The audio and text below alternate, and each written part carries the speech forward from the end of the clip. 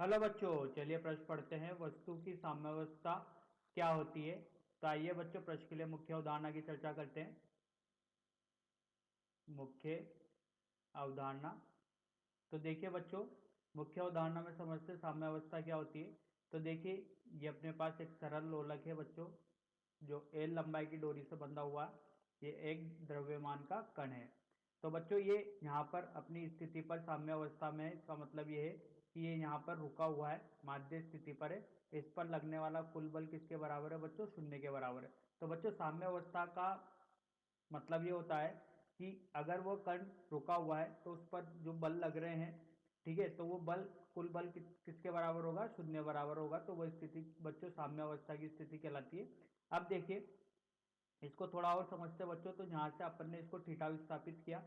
अगर यहाँ पर इसको कुछ कोण थीटा विस्थापित किया ये द्रव्यमान, तो यहाँ पर इस चरम स्थिति पर आएगा।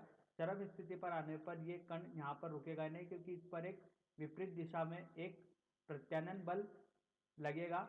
इसका विस्थापन इधर की तरफ है, जो इसको वापस कहाँ पर लाने के लिए प्रेरित करेगा? माध्य स्थिति पर। तो चरम स्थिति पर आने पर इसका वेग कितना हो जाएगा? शून्य हो जाएगा। लेकिन जब ये माध्य स्थिति पर आएगा तो इसका वेग क्या होगा बच्चों? अधिकतम होगा। ये अधिकतम वेग की वजह से माध्य स्थिति पर नहीं रुकेगा, लेकिन माध्य स्थिति पर कुल बल किसके बराबर है? शून्य के बराबर है। तो ये साम्य अवस्था में, मतलब ये कण यहाँ पर रहना चाहता है, लेकिन इसके पास कुछ वेग आ गया, क्योंकि इसको अपन ने कुछ विस्थापित कर दिया, एक्स विस्थापित कर दिया, जिसकी वजह से ये दोलित गति करेगा।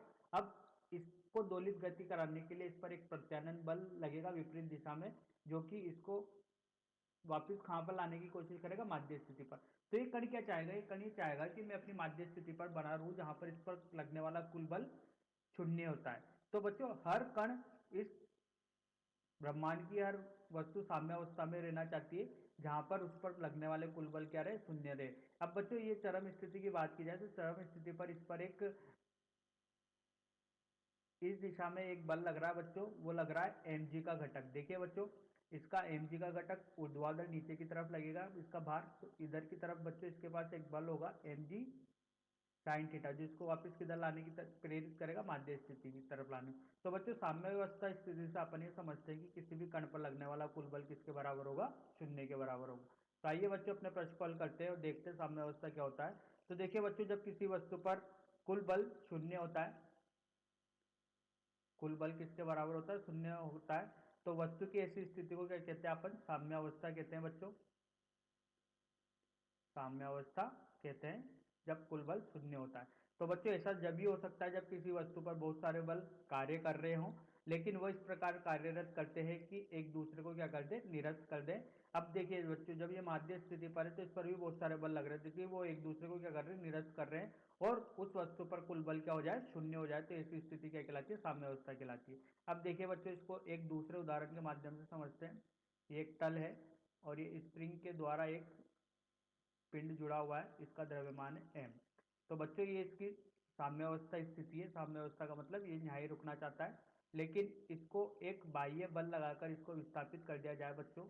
तो जब इसको विस्थापित कर दिया जाए बाह्य बल लगा के, तो ये कण क्या रुकना चाहेगा? क्या नहीं। इसको अपन ने यहाँ पर विस्थापित किया तो इस पर एक प्रत्यानयन बल विपरीत दिशा में लग गया, जिसको वापस कहाँ पर लाना चाहेगा? माध्य स्थिति पर, क्योंकि माध्य स्थिति पर कुल बल किसके बराबर हो रहा है? शून्य के बराबर हो रहा है। तो इस प्रकार ही क्या करता रहेगा? दोलित गति करता रहेगा, लेकिन ये रहना कहाँ पर ही चाहेगा? ये माध्य स्थिति पर ही रहना चाहेगा। तो बच्चों, इस प्रकार इसकी तीन अवस्था होती है बच्चों। देखिए, माध्य स्थिति की पहली होती है बच्चों स्थायी साम्यावस्था। स्थायी साम्यावस्था। दूसरी होती है बच्चों अस्थायी साम्यावस्था।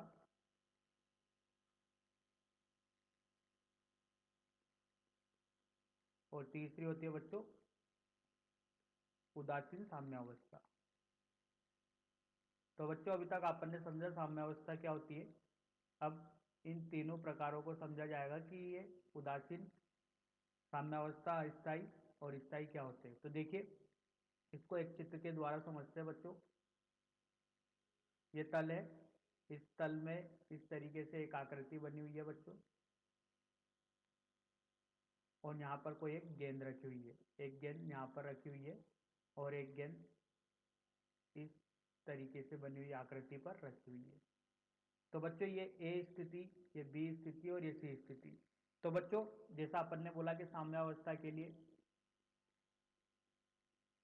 साम्यावस्था में बने रहने के लिए उस पर लगने वाला कुल बल किसके बराबर होना चाहिए? शून्य।